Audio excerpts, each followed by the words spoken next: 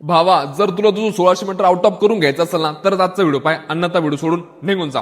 सर्वात महत्वाची गोष्ट, बऱ्याचशा लोकांची ही चूक होते की ते रनिंग तर खूप करतायत, रोज रनिंग करतायत, पार 20 राऊंड 25 राऊंड एवढं राऊंड मारतात, पण तरी सुद्धा त्यांचं 1600 मीटर आउट ऑफ होत नाही. तर त्यामागे त्यांचं चुकतं काय माहितीये का? त्यांचं चुकतं म्हणजे त्यांची प्रॉपर प्लॅनिंग राहते. महत्वाची गोष्ट, 1600 मीटर ना एकदम सोपवाला गेम आहे. म्हणजे विषय काय, तुम्हाला फक्त 6 महिने किंवा 1 वर्ष द्यायचं, जास्तीत जास्त 1 वर्ष जर दिला तर तुमचं 1600 मीटर आउट ऑफ होतं.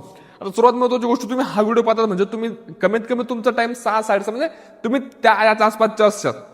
आता महत्वाची गोष्ट, तुमचा टाइम तिथून तर 5-10 मध्ये गेला तर तुम्हाला कसं वाटेल? भारी वाटेल ना? ग्राउंड आउट ऑफ झालं तर भारी वाटेल ना? तर मी तुमच्यासाठी एक गोष्ट करणार आहे, तुम्हाला एक प्रॉपर 3 महिन्याचं शेड्यूल देणार आहे. आणि 3 महिन्याचं शेड्यूल असं नसणार आहे की आज एवढे राऊंड, त्याच्यामधून 200 राऊंड 200 मीटर फास्ट पळायचं, 100 मीटर स्लो पळायचं, किती स्प्रिंट मारायचं, काय करायचं, पूर्णच्या पूर्ण 3 महिन्याचं जे काय तुमचं शेड्यूल असणार आहे. भाई, तू जर ते 3 महिन्याचं शेड्यूल जर फॉलो करा, ठीक आहे, आउट ऑफ जाऊ दे, पण तू 5:30च्या आत, मी छाती डोकून सांगतो, तू 5:30च्या आत 100% म्हणून जायचं, ती पीडीएफ घ्यायची, तेवढी फक्त 3 महिने फॉलो करायची. आणि महत्वाची गोष्ट, पीडीएफ भेटणार कुठे?